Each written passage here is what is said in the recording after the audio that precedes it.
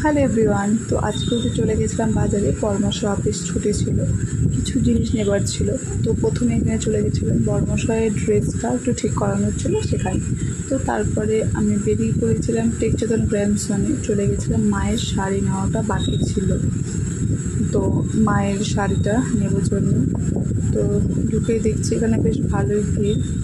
তো সোনাকে নিয়ে আমি আগে একটু ঢুকে গিয়েছিলাম, ওর বাবাই একটু পরে এসেছে কাজটা সেরে।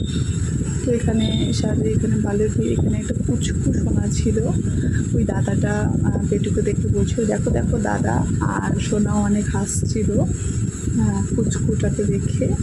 তো এখানে অনেক ভিড় ছিল, তো আমি একটু দাঁড়িয়েছিলাম, তো দেখছিলাম। তো তারপরে সোনার বাবাই চলে এসেছে, এখানে শাড়ি দেখছিলাম মায়ের জন্য।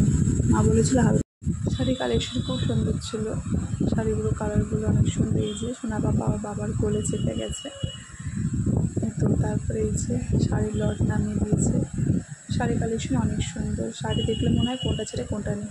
তারপরে আমাদের পাশে একটা অনুষ্ঠান রয়েছে, তো সেই জেঠুর জন্য এই যে আরতি কাপুরের এই ড্রামাটা নেওয়া হয়েছে, ফতুয়াটা। তারপরে মায়ের মন্দির দর্শন করে আমরা বেরিয়ে পড়েছিলাম। বেরিয়ে খেয়ে নিয়েছিলাম ফুচকা। আজকে বড়মশাইও খেয়েছে ফুচকা।